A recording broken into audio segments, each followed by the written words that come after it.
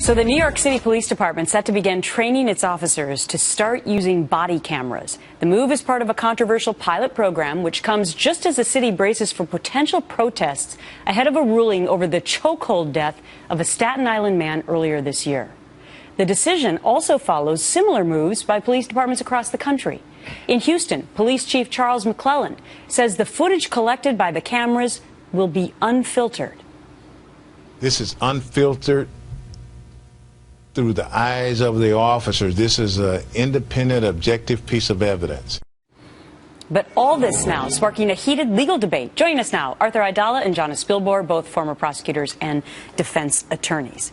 All right, Jonna, is it legal for cops to be able to wear these? Are there any legal hurdles whatsoever? I see no hurdles at all on the legal side. I don't see any downside to this, but legally, especially in New York, the cops aren't going to have to worry about it because they're actually in control of the camera. We're a one-party state. I don't think there's not going to be an argument that nobody should lawfully be recorded. Plus, Gretchen, I mean, come on, everywhere we go today, we're being recorded, whether we like it or not. So in this particular state, what you're saying is then, and I'll direct this to Arthur, is that if you want to record somebody, you don't have to tell them that you're recording them. So it's not like the police officer, as he approaches people, he or she would have to say, "Hi, I'm recording you now." Correct. That would be the case in California, where it's a two-party state, where it means both people need to know you're being recorded. In New York, only one person needs to do so. So typically in drug cases, there's an undercover police officer who has a recording device on him and has a video on him, and as he's doing the drug sale, it's being recorded, and that is absolutely admissible in court. And body cameras are used effectively by law enforcement in those cases.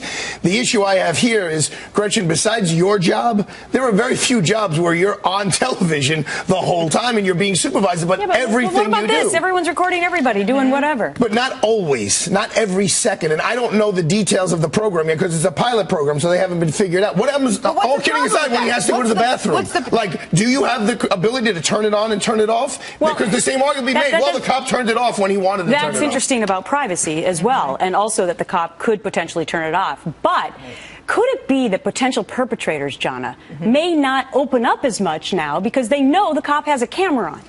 That could happen, but those conversations between perps and cops when they're going to give some sort of confidential information don't have to happen on the street. They can happen where they normally happen, at the police station with the DA present, where the cop camera isn't going to be running, that particular cop camera. So it's not going to deter people from coming forward with information. Does this benefit police officers, Arthur?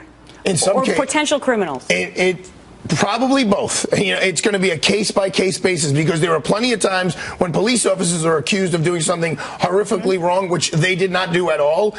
But vice versa. Sometimes there are police officers who, in the heat of the moment, as human beings, cross the line, and that'll be there. And maybe having that camera will be a little bit of a deterrent for both sides now to act more appropriately under these specific circumstances. All right. And again, we're awaiting that grand jury ruling in the Garner case, which is very important to this exact topic that we're talking about. Arthur and Jonna, thank you.